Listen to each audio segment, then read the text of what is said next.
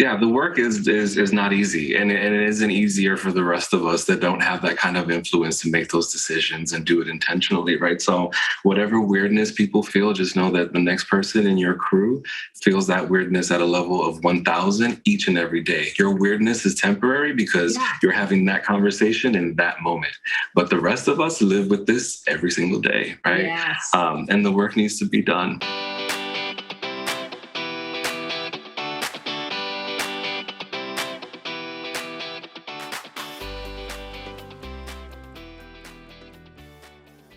Well, friends, welcome back to another episode. I have to tell you, I start every episode by saying, oh my gosh, this one is so freaking good. I kind of feel like the little girl who cried wolf, but no, I can't be like that because, hello, I'm always right with that. This show just keeps getting better and better. And here's why I could say that with confidence. I'm getting my groove down where I really have decided that I just enjoy having interesting conversations with entrepreneurs doing really interesting things. And what I have done over the last couple weeks is I have thrown away the questions and just started having really interesting conversations. And hopefully you've seen that. My interview with Jill Stanton, my interview a couple weeks ago with Zach Spuckler, my interview today with the incredible Luis Báez. If you haven't met him before, I'm going to tell you all about him. But man, I am loving this. So every other week, you're going to get a guest of someone I admire. I love what they're doing. We're here for interesting conversations around online marketing and you showing up in a more authentic way. And then every other week, you get from me a specific solo episode dedicated to helping you become a more dynamic and charismatic and magnetic entrepreneur to attract your dream clients. That's what this show is all about. And oh my goodness, just today's conversation, my mind is still turning. I'm recording this a couple hours after the interview, and I am just raffling through my notes. And I learned so much today. Grab a notepad. You're gonna I talk about in the episode. I say something like, you know how like light bulb happens when you have ideas, like the sparks that happen when somebody says something that you get an idea. Like get ready for fireworks, and the best kind, where I think you're just going to be so lit up around what we talk about. Because here's the deal. There's a shift happening in the online business space. You know it. We've been talking about it. It's just this idea that we're done with the classic online marketing ways of selling. We're increasingly turned off by these overt selling tactics. But we still have to sell. We have programs, we have products, we're businesses. We have to make money. Selling is a necessity, and it doesn't have to be a dirty word. But how do entrepreneurs adapt to the new way of selling online? This is the question that today's guest, Sales Enablement Strategist Luis Báez, will answer, plus a whole lot more. Now, I first heard of Luis inside another program we're in together months ago, maybe almost a year ago. I can't recall, but I remember when I saw his some of his content, I was like, oh, yes, this guy totally gets it. And let me tell you this, I'll be bold. I'm pretty choosy and skeptical of other people who teach sales because I've taught sales training for over a decade. And I have a really nuanced way of around how I treat sales and how we lead with heart and we focus on the customer and we ask more questions and have it be a conversation led, obviously by us, but guided by the other person. They're at the heart of everything. And that's the beef I have with a lot of selling tactics. It's so pushy. So Luis, totally, like that's what he's here for. His way and approach for selling with heart is so freaking good. Here's the beef on him. With over 14 years in sales and marketing, Luis brings a breadth of knowledge and experience that spans across digital advertising, software as a service, and sustainability, with revenue impact over 500 million to date. Now, I'll tell you, I said this is one of the most practical and inspiring interviews I've had on this show, but here's one of the big reasons of why. Not only did he share practical techniques, we hone in on a specific tool today called VideoAsk. It's, according to their website, an interactive face-to-face with your audience and build stronger business relationships. It is a perfect tool. Luis gives us exact strategies that you can implement at the top of your marketing funnel, at the bottom of your marketing funnel, on the operations and program management side. Oh my gosh, buckle up. It is so good. But the thing that I really, really loved and was inspired today was Luis talking from his heart. He's extremely authentic. He's also extremely articulate and warm and just really great to listen to.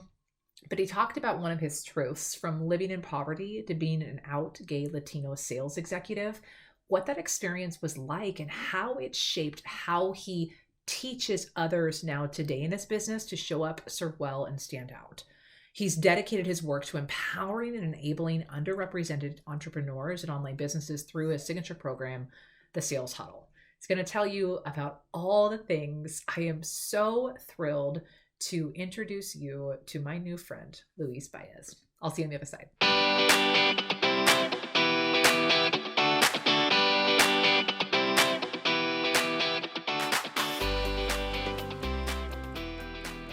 All right, friends, well, let's jump to it. I have a fun guest with me here today. We're going to talk about all the things around being yourself online. We're going to talk about some cool tools that you can use to show up more authentically with your audience. Luis, welcome to the show.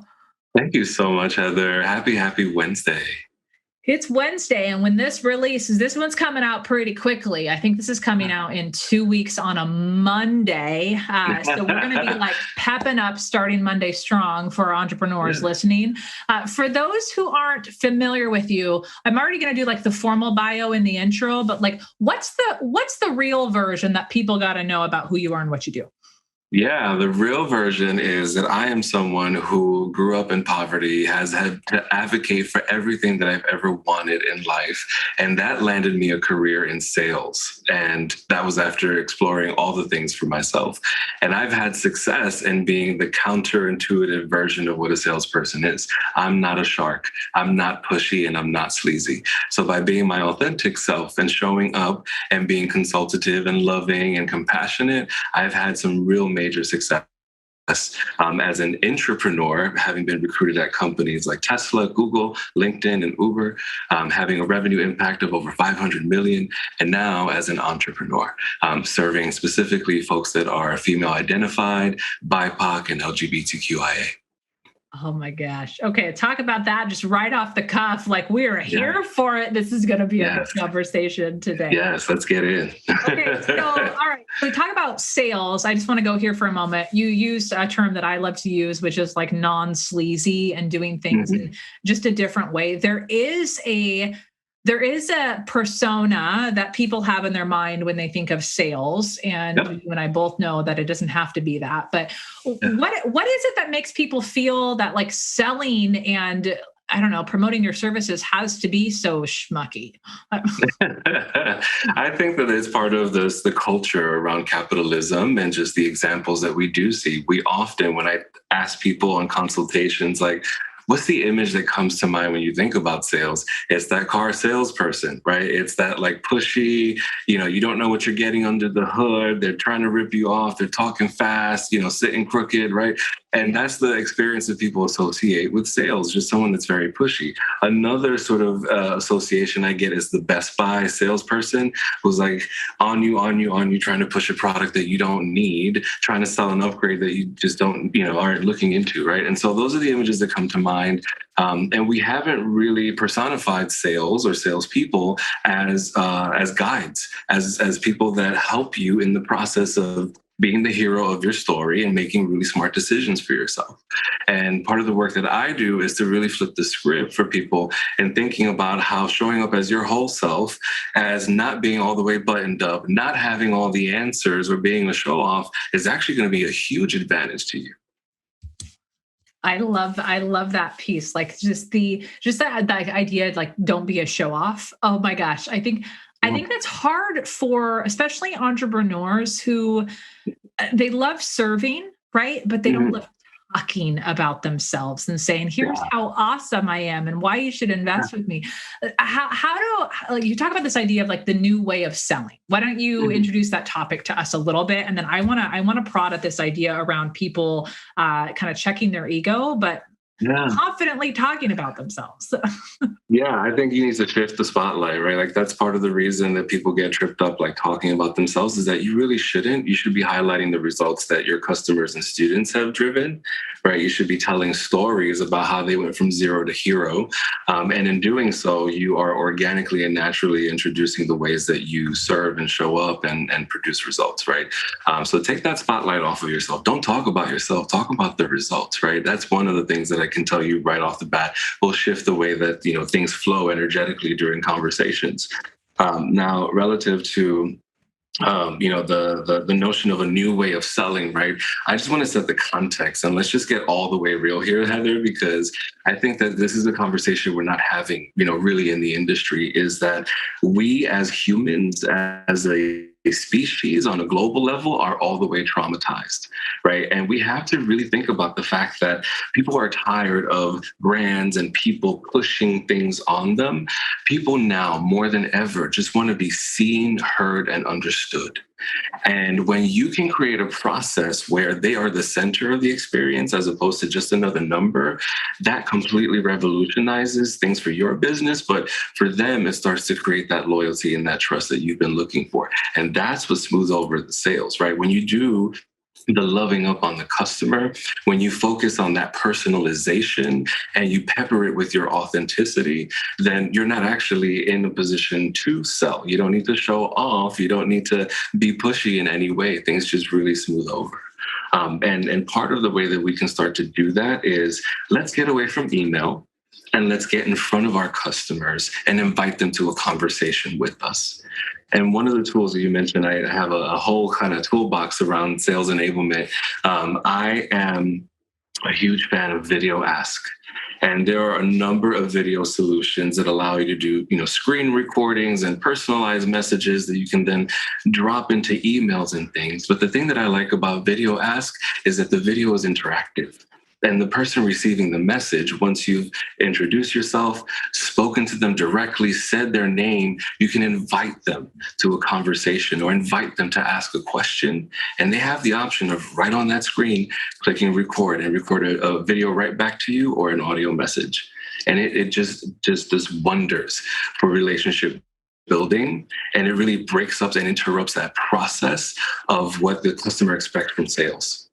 Yeah. Okay. So I'm so curious about this because I've seen people talking about VideoAsk. It's like anything, right? In the online space, somebody talks about a tool and then it's like, oh, do I need the tool? And then we all go down rabbit holes and we acquire probably more tools than we need. But how does like VideoAsk, we're going to do like a size up compared to others. How does it functionally work compared to tools like I'm thinking come to mind like Loom or BombBomb or Bonjour. I don't know. Yeah, absolutely. VideoAsk allows for asynchronous communication, meaning when you send like a Bonjoro or any of these other solutions, you're recording a video clip or a screen share, doing, sort of like a tutorial or walkthrough, and then you're submitting that via, email or DM, and then the person on the other end doesn't have the capacity to respond back to you other than writing back to you or going in and using whatever tool they might be using to then record a message back to you. So it's just as a cumbersome process in terms of creating a two-way dialogue that's fluid. With VideoAsk, you have that opportunity to just put that same messaging and video in front of that person and then inviting them back into a conversation with you. And it takes the pressure off of like immediate, sort of responding sort of like with direct messaging. You're expecting that, when you're DMing with someone, they're getting back to you right away. Any delays interrupts that customer experience, right? But with VideoAsk, it's understood that it's asynchronous and it makes things just a lot smoother for everyone on both ends. Okay, I love that comparison because I think one of the things that I've been really successful with is DMs, like so DM voice chats on Instagram. Like most of the people who join Speak Up to Level Up, they come into my DMs to ask the tried and true question: is this for me? Is this the right time? Is my situation right for this? Which side note, y'all keep sending me those questions because I'll totally voice chat back with you. But yeah, there is something about I love that being able to talk it through back and forth. So I love the fact that this creates an avenue for you to do that with video and it's off social media, Like that is really, really awesome. So let's talk about how you use and how some of your clients use VideoAsk in the sales process. Like what would be some applications of this? I have several. I am all the way integrated with VideoAsk after I'm so excited. I'm taking notes because I want to do this in my program actually. And so there are a couple of use cases. We can talk about use cases for the sales process, and then I'm happy to talk about some back-end operational use cases as well. Let's start. So we talked about the new way of selling and this idea of pulling people in and helping them feel heard and seen and understood. Like, let's talk about the sales process, and then later let's talk about program development. Absolutely. So as far as the nature of the work that I do, I'm a sales enablement specialist. So I look at, people's businesses and I help them draw those connections between sales, marketing, and operations. And I have a group coaching program as well. And a lot of my focus is developing these relationships in these communities on LinkedIn and Instagram. Those are my poisons of choice. And then, of course, inviting people to conversations, because that's the only way that I move business along based on my model, which is very high touch. And so I have sort of three ways that I look at the sales process. Top of the funnel, when you're generating leads and nurturing those leads. Middle of the funnel, when you're engaging in conversations with people actively. And then bottom of the funnel, when there's consideration for a purchase or a transaction. So when I think about top of the funnel, three use cases. Number one, a quiz.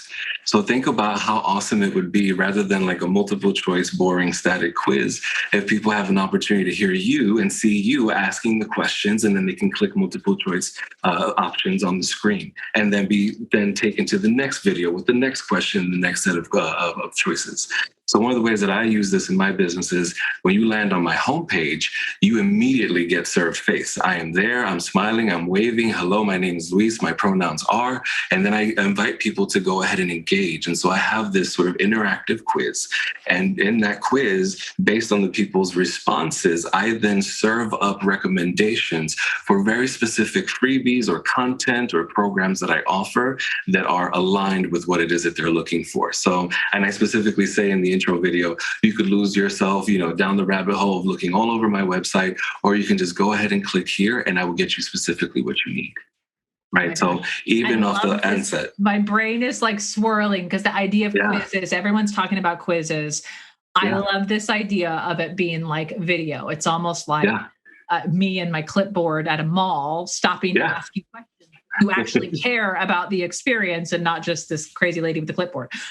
Yeah, absolutely. And just to give you some back-end intel, as far as like the effectiveness of this, right now, 11% of all the traffic I get to my homepage engages with this video widget. And that's a significant number when you think about drop-off rates and you're looking at Google Analytics. For people to be pulled into that funnel immediately is amazing. On the back end, I enjoy that steady trickle of growth in my email list and the opportunity to respond via video, engage in conversations, and then start to introduce my products and offers. Yes. So I take, just to give a hint, because I'm all about like, how do we replicate success and how do we put all of our tentacles out there? I created this widget one time. It lives on my homepage. It also lives on all my social media links. So I have links for LinkedIn, Facebook, and Instagram. And when you click that link in my bio, the first thing you're going to see is that VideoAsk widget inviting you to click through. And then I start to serve up recommendations for content. On the back end, I'm able to track where my audience is coming from based on which widget they interacted with. So I created one asset one time that has had, all this effect and impact across my business and marketing efforts. So I invite people not to reinvent the wheel if not necessary. Yeah. And so the question, do you help people build those for their website? Yeah, I do. That's part of the work that I do with my students and on the consultancy side of my business as well. That's incredible. So side note, for everyone's going like, oh my gosh, do I need this? Let's do a quick timeout and say shiny object syndrome. Make sure you are clear on your goals and what you're trying to accomplish, right? But we're also going to obviously link all of Lisa's stuff into the show notes because I'm like going, do I need one of these? I've got two more use cases for you at the top of the funnel. So one was that sort of quiz. What else you got? Ooh, I'm like, okay, I got all the juicy stuff. Yes. Another example I want to share years, I worked with someone who was a physical therapist, and in the pandemic needed a way to continue to operate their business and their practice. They couldn't take, clients in person, but there was still an opportunity to serve people virtually. So how do we start to, in their process, sort of replace that intake process of watching a patient hold certain positions and stretches to better analyze the kind of work that they need in PT? What we did was a VideoAsk intake process. And so this PT asked their clients, as part of the intake process, to hold a series of different poses to help assess, shoulder pain versus back pain, etc. And it was incredibly effective. So I would say, think about leveraging VideoAsk as part of your intake process. Yeah. I use it as part of my application process for my group coaching program. I make people actually respond to me via video, because for me, it's just a really highly qualified lead if they're willing to get on camera and talk it out with me. Same thing with my client. That was the feedback I got. The people who were willing to do this were the most committed to PT and results in the end. Yes. Okay. I love this. And I'm realizing I'm in a program right now that's using this. I didn't realize it's probably VideoAsk, but I'm in, people are going to laugh because I've talked about this multiple times on this show. I have recently discovered that I have ab separation from, you're going to be like, oh, whatever, lady with your children. But I've had 2 babies and my abs separated, and my youngest is 3 years old. So I didn't realize that it was a thing, but I'm going through this rehab program online right now that's 12 weeks. And inside the training, like every day there's these exercises to do, but every week there's a spot where it's a video of the gal on there where you send a video back with your posture, with your breathing, with other things to get feedback from the coaches. And I keep going, I'm like, what is this wonder where we're talking back and forth? And how do I put it in my program? So this is more on like the program side, but I think it's what you're talking about. I think it's using VideoAsk. And I love this idea of being able to actually give people feedback or qualify who's applying. Like, this is genius. Yeah. I love this. Yes, absolutely. It's really important. Right now my acceptance rate is less than 30% for my program. I am very, very particular about holding down a very inclusive and safe space in my group coaching program. Just to keep it all the way real, I'm an out gay man. I used to get a lot of homophobic messages coming in through my forums, right? Now that people have to get on camera or show face and voice, I don't get those messages anymore. It really up-leveled the safety of the way that I operate my business. So I really implore folks to think about the quality of the leads that you'll get by using a tool like this. Will you exclude people because maybe they're shy about getting on camera or, recording voice messages or something like that to you? Yeah, but do you ultimately, based on your program and your promise and the things that you do, would you really want to work with someone that's shy? You want someone delivering and showing up, right? So it is about up-leveling the quality of the people in the funnel. I love that. I love that obviously you're really intentional with everything you do. We talk about having purpose and making sure that the things that you're doing are aligned with your goals and your values on the show. Yeah. And that idea, I love that you brought up the idea of maintaining an environment that's safe. It's a safe space, not only for you, but also for your clients. I think that's huge, especially when people are doing things like getting on camera and getting more comfortable talking about things in business. We have to determine, how do we get out of that scarcity mentality where it's oh, we need clients, we need more people, get more leads. Yeah. It really is about the quality of those leads and making sure they're the right fit. And I love the fact that you are so clear around who you want to serve and the kind of space that you want to create. Was that something in your programs? Was there a moment where you had to make that decision and say, I have to figure out a different way to make sure we're getting the right people, because it wasn't? Yeah, it wasn't that I had the wrong people in the program. It was that at the beta, when I announced that I was starting this program, the people that signed up were a really beautiful crew of people. And it was just a moment of you know what? I have to do my very best to create this experience for everyone else that comes into this program, where they can feel comfortable, coming, learning, ugly crying, and being transparent and screen sharing and doing all the things that it takes to then get at the end of that and come back and say, Luis, I had a 5-figure day in sales. Like, thank you so much for holding that space, right? That kind of magic can't happen if you just like adulterated and oversaturated with the wrong energy. And yeah, it was a decision I had to make, implementing an interactive application process instead of a usual static form.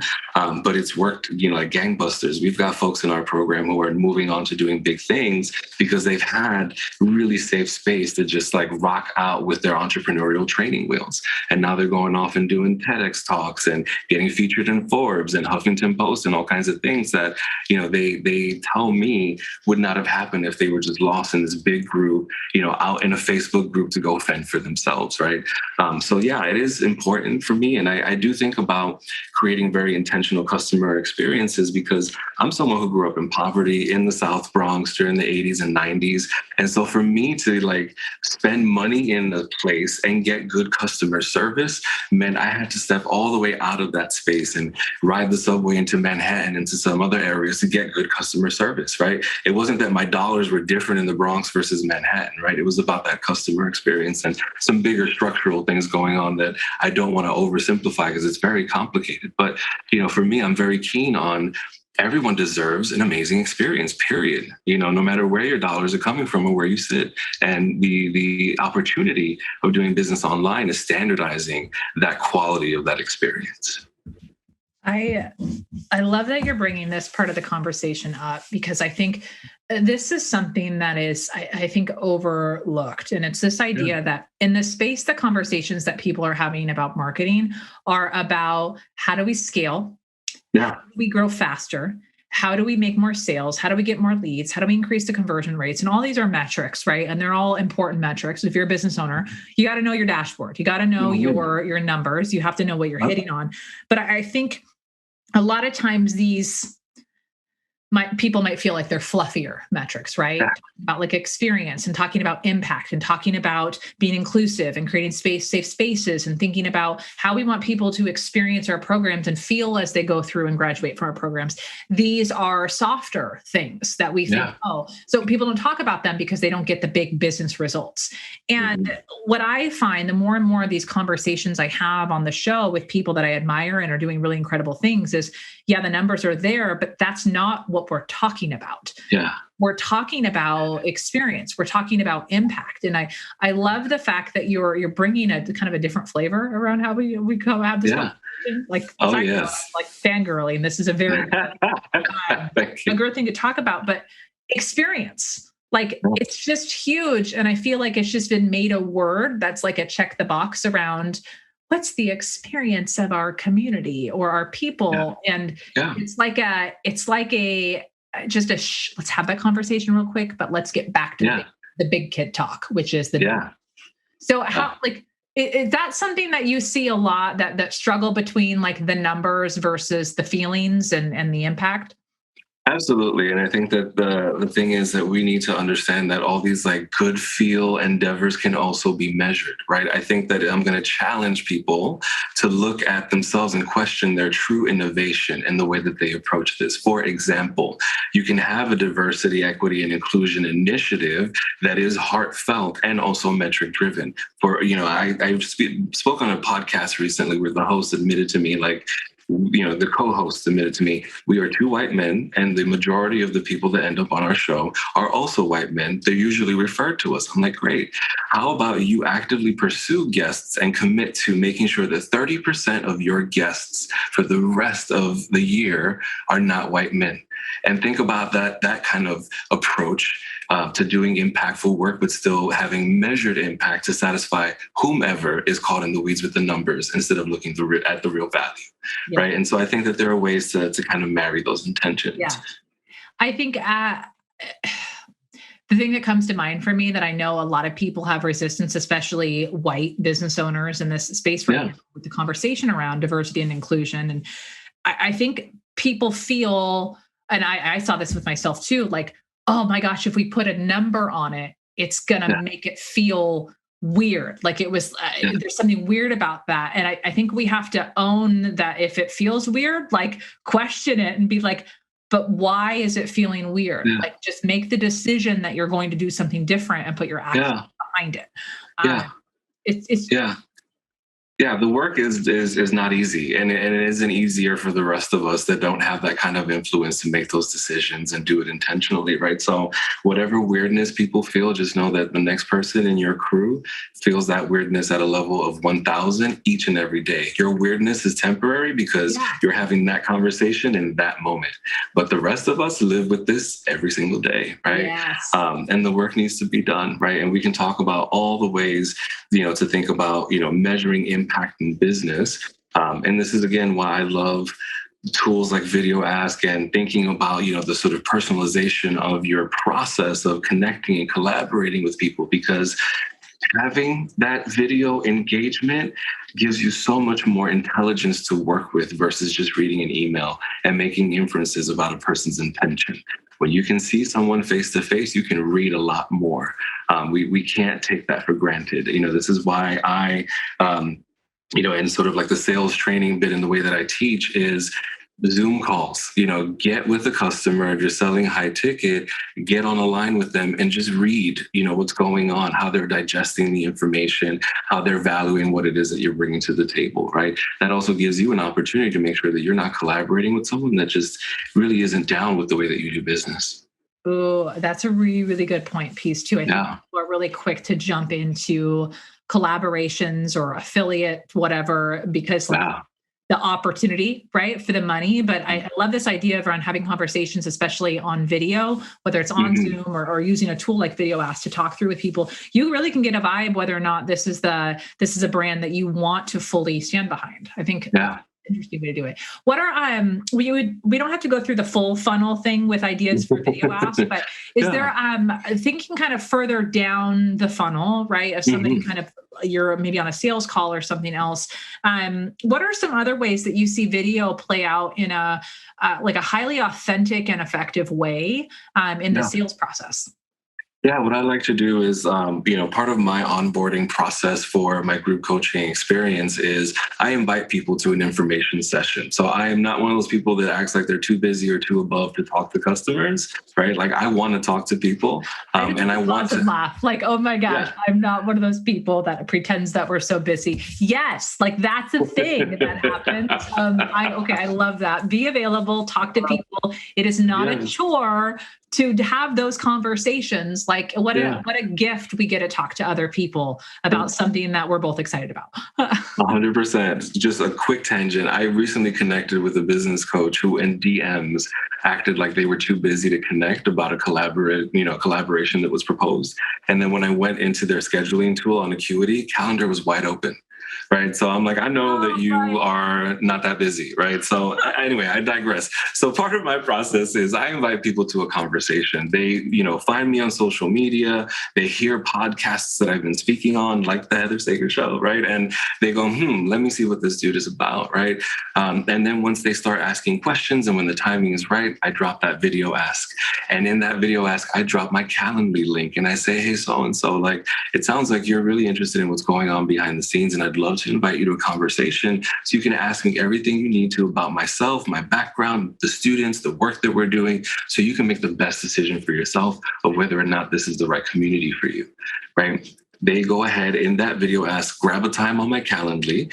They go ahead and are booked on my calendar. I jump on Zoom and then I take them through behind the scenes of the program. I actually do screen share, right? This is one of the things that I don't often see, programs do, but I'll do screen share and I show people, here are the resources you get. You had a question about this. This is specifically where you're going to find that answer, that resource, that checklist, that template, right? And then I wrap up, I pull back the screen share. I answer any of the questions that they have. If they're not ready to enroll in that moment, no harm, no foul. I'm gonna love you anyway, right? And if you tell me like, I gotta get back to my spouse or I gotta think about this, cool. The conversation doesn't end there. I follow up with a VideoAsk. So-and-so, thank you so much for your time, for your consideration. and I lean into storytelling. You remind me of a client who had this very same problem. They started off right where you are. This is what we did. This is how they used the program and the resources. This is how long it took them to get results and why. If this sounds still like the right kind of vibe for you, don't be shy to hit reply. Let me know any other questions you have. Right. So I continue that engagement over VideoAsk instead of email. So nothing is lost in translation. And so again, I have that opportunity to read, are they really interested, or were they just a competitor trying to hack my funnel? Yeah. That's probably a thing. I don't know who has time for that, but I'm sure there are. Okay. I love this. Thank you for being so detailed with that. Like my brain, like popping with so many ideas around my sales process. I hope anyone listening is thinking through, okay, how do we improve that process? And I think there's kind of two things that I want to write this down because I don't forget. Discomfort and script. My brain goes in a bunch of different places, and if I don't write it down, I'm going to forget my tangent. So number one, I think going back to what you said is there is this tendency in the online space to like sip a margarita on the beach and work as less as possible, and that we're too busy for the people that we actually serve. Yeah. And like you hit that on the head around if you really want to make an impact, if you want to build really dynamic communities with people who are freaking raving excited and getting results from your program, it requires presence. I mean, granted, I guess it doesn't require it. You can build your business in a different way. But for those who want to do the high touch, those who really want to be involved, we have to stop going, how do we get ourselves out of it and actually put ourselves into the right interactions, which is what you're talking about here. So that's just one thing I want to point out that you said, like, we have to be willing to have the conversations. And the more we have these kinds of conversations, it takes the pressure off of like the one sale or the one webinar. It's like collection of touch points. So that's like super powerful.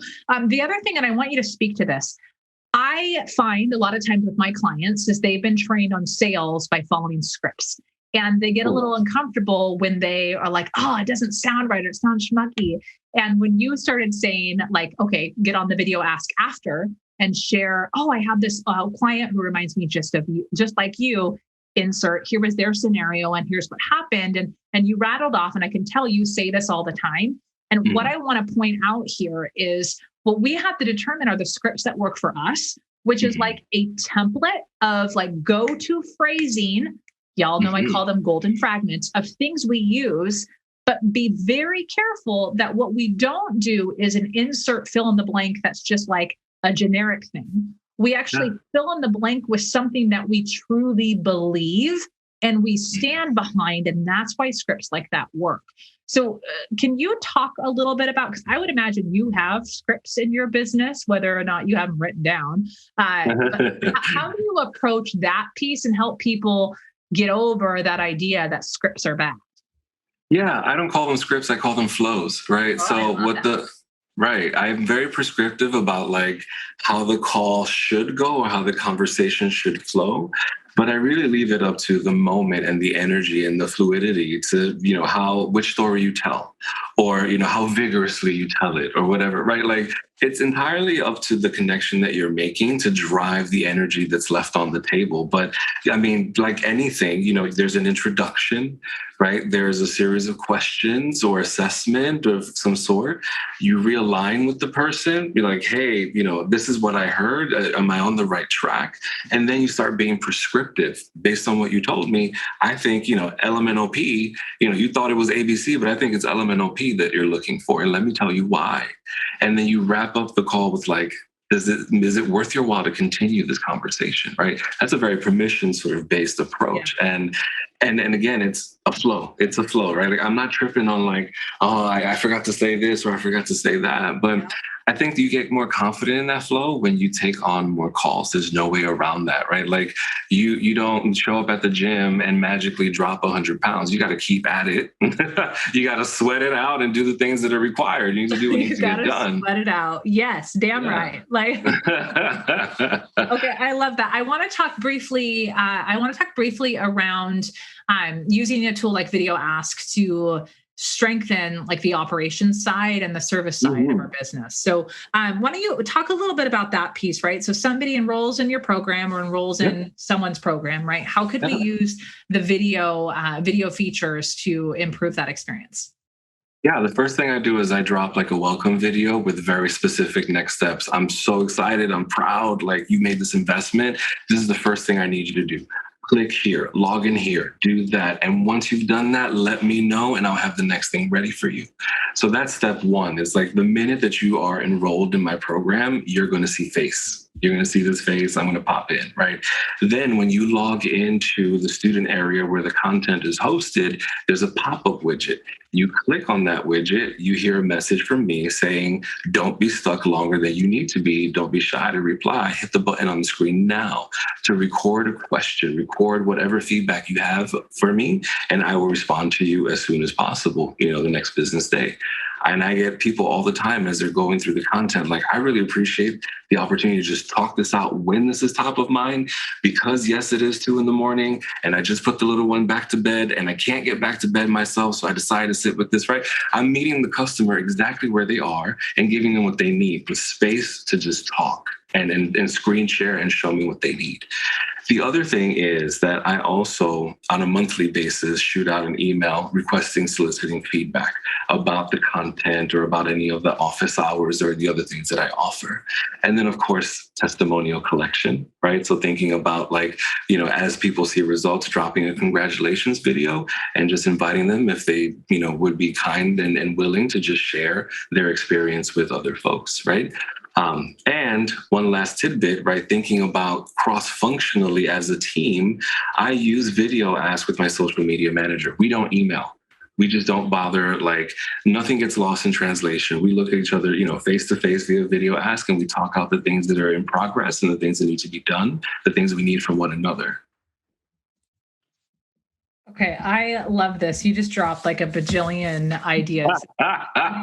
This is why I love interviewing people who are doing amazing things, is because you just drop down all these little tidbits, right? And it like lights up the brains of someone listening, like the 4th of July, in terms of all these different ideas. This is why I love podcasts so much, right? Is not that you have to take everything that you hear and go apply it, but it gets us thinking around, how do we improve our experience? How do we improve just little nuanced things in the program? So whether or not you're sitting here like with a notepad like me, ferociously taking notes, or you're just now stewing on, oh man, how could I make this work for me? Like, that's the goal of these conversations, is for us to continually push the envelope to say, how can we serve better? How can we have more fun running our businesses? And how can we grow so we can make a bigger impact? Like, that's what this is all about. So, oh my goodness, I love this. I want to address a follow-up question on this, because I could imagine some questions around this that could be used as like, man, that won't work for me. So let's get those out of the way. So one that I hear is, well, what happens if people are, we'll use my expression, word vomiting on us, like these super long videos? How do you have time to handle every single question that comes in? How do you navigate that one? Yeah, so I set up time blocks on my calendar specifically to sit in the inbox and respond to messages. I also have time limits on responses, so you can control. Ooh, I love that. Yes. So I limit it to 2 minutes for responses for my general sort of like inquiry lines. For the student sort of lines, I limit it to 4 minutes, right? Like, get what you need to get off your chest and then let me know exactly what you need. Okay. And that's how I'm able to control and protect some of my time and energy, for sure. Yes. Okay. I love that.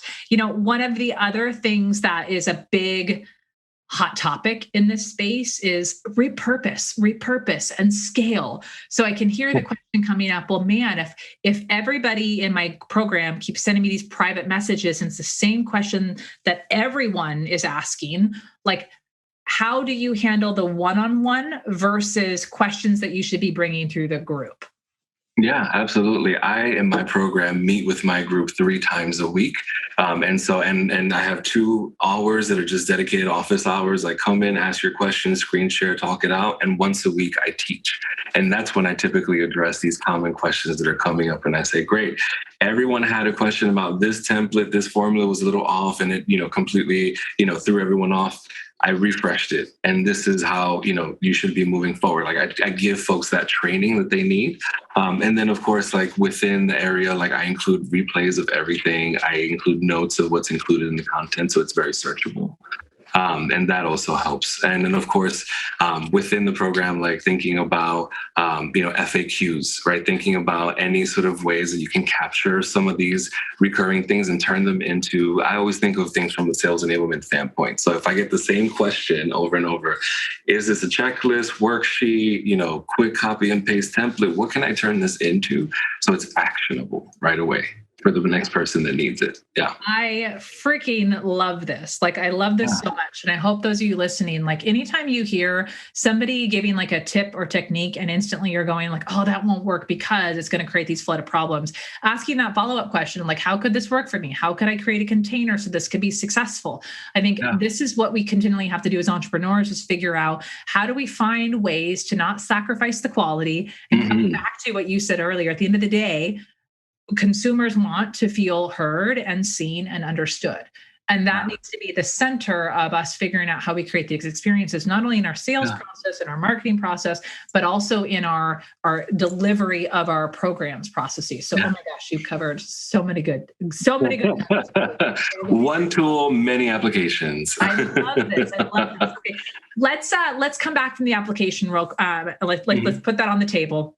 Side note, we'll tell everyone how they can connect more with you and learn more about this, because I'm sure now you've done such a great job creating demand for what you teach in this interview. I want to talk about just a couple of things of closing around your pathway with entrepreneurship and just some parting words for people who are listening. One of the things you mentioned earlier of your experience being an out gay Latino, like in this space, but also you kind of briefly mentioned earlier around your experience working in other organizations. So you and I kind of chatted on this around like, what's one thing that you would really love to talk about? And share with me, the experience of being an out gay Latino executive. I want to talk a little bit about like how going through things that are obviously not a traditional environment for where that's well accepted. How is that experience for you, and how has that related to your work now as an entrepreneur? That's an excellent question. Thank you for asking, Heather. When I think about what my experience was working in these organizations, I was often the only person at the table that had my lived experience or perspective. And I know that in the business world, we often talk about IQ, your intellectual quotient, EQ, your emotional intelligence, but we often forget to talk about cultural intelligence and the value that adds in an organization. Someone who is capable of connecting with all the people across the table and being able to translate customer, executive, tech talk across the board, right? And so I think about, the experiences that I had. I was often the only person that had that kind of perspective. And my way of standing out was speaking up, but I was often, not an aggressive, sharky sort of person. And I only spoke when absolutely necessary. And so I was able to command the room differently. And because I wasn't pushing, an agenda, but instead inviting someone to a conversation, it really allowed me to influence in ways that, otherwise I don't think I would have been able to succeed, because I'm just not a shark. I'm not that person. And I don't think it's necessary. I've connected with people who don't have my kind of experience, who haven't driven the kind of revenue that I have, and they just, they don't get that, this is the time to let all that go and lead with compassion and understanding and humility with customers, right? And I think the other thing that's really, as far as the business and the work that I do, when I was not finding what I needed, pursuing the traditional corporate path in terms of the intellectual and financial needs, right? I started pursuing my business on the side, and I started taking everything I learned working in Silicon Valley and applying that to my own business, and then getting tapped on by other business owners that went, wait, how do I use these tools to do the same things you're doing? And that led me down this path of like, what, there's an entire massive audience of people that aren't included or represented or respected, really. And we need to start creating paths for people to contribute in our industry. And that's what really drives my work now, is knowing that I know what it's like to be discriminated against at some of the happiest places to work on earth. I know what it's like to be diminished and disrespected publicly. I know what it's like to have someone question your intellect and your capabilities. And if I didn't have the knowledge, and if I didn't know better about what was going on structurally, I don't know that I would have continued pushing the way that I have.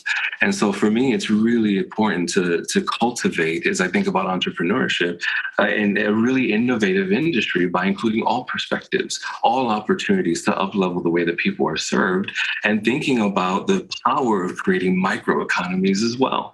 When I think about what's going on in the online business space, we see people circling and swarming with each other, and they cross collaborate, cross promote, and then all of a sudden everyone's making a ton of revenue, right? And so how do we create these opportunities for people that don't have those networks yet? How do we create those opportunities and bring that talent to the pipeline for the industry, so no one can refute that we deserve to be here? Yes, this is the conversation. I think so many people they're ready to have, and I love the fact that you're talking about it boldly. And thank you so much for sharing your story and perspective. I think it's when you talk about this idea that you spoke up even when it was uncomfortable and when it was hard. And I love that you said that you're not a shark. My audience resonates with this a lot. This idea that most of the people who are listening have something to talk about that is bigger than a 3 tips to show up on Instagram. Like even like if we're teaching business services, right? I think that the through line within a lot of people who are in this audience is they have a bigger message. And with what you just shared, we have to remember to speak up even when our voice shakes, even when it's comfortable. It doesn't mean we have to be the loudest, but when it's important, we have to use our voices. So do you have any words as we wrap up here, words of encouragement for anyone listening who has something really important on their heart that they know they want to start speaking up and sharing their message and get more visible, but they are freaking terrified for whatever reason, whether it's fear of other people thinking that they're, I don't know, too self-serving, or people are going to make fun of them, or get those hate messages that you were mentioning earlier. What would you say in someone in that position is really towing the line on not showing up, or they're not showing up fully in fear that if they do, they're going to get like hate back? Yeah. Oh, that is really important. Thank you so much for asking that question. I can say with certainty, as someone who has sat at the table with some of the founders of the most influential companies around this world, and can I use like my favorite 4-letter words on this show? Yeah, go for it. I could tell you that these people ain't shit. Okay, these people just don't got it together. Imposter syndrome all the way. Egos all the way. The people that you are afraid of are nobodies at their core. They are just as afraid as you are feeling right now that they're going to get found out. And they have been. If you've seen everything that's gone down in the last year, a lot of people got found out. So I think that if you're really on the fence about speaking up and standing out, and you're worried about retaliation and all those things, the first thing you got to do is find you a squad. Find you a squad of people that are going to hold you down, that understand the experience that you're going through and have also seen success. And they're out there. We exist. We absolutely exist. And so definitely, lean into messages and DMs and all the ways you can network and find that community and that space for yourself, so that you feel safe and supported and seen. And the thing that I have learned in this life as someone who grew up in poverty, out gay, bullied, abused, and all the things in between, and has manifested a life that I didn't even imagine for myself, right? What I can tell you with certainty is that you never lose when you bet on yourself, when you bet on the things that you're capable of, and you don't actually realize your potential until you just jump into the deep end of the pool. You'd be magically surprised at how well you could swim. And then think about all the people that are going to be there with, life rafts if you need it. And that's where the squad comes in. They'll also have the tray of margaritas for you to be like, we made it. Yes. Oh my gosh, that's so good. Man, I could talk to you all day long, Luis. This is such a fun conversation. Thank you, Heather. I've enjoyed this so much. Many more with you. Where can people connect with you online and find more about your group program and all this good? Take that quiz you were talking about.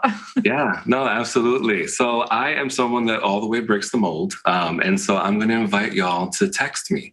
Head on over to textluis.com. Enter Heather when you text me, so I know that you listen to this show, and I will be sure to hook you up from there and give you all the examples of all the things that I shared with you today, all the ways that I use VideoAsk. I'll give you that behind the scenes. I love it. Oh my gosh. All right. You guys get your text on. Get your text on right now and get that out. We'll link everything into the show notes. You are just such a joy. I can't wait for people to learn more about you. And thank you, my friend. All right, Thank friends. you for having me. And today we will see you next week for another in-depth training here on the show on a solo episode. Talk to you real soon.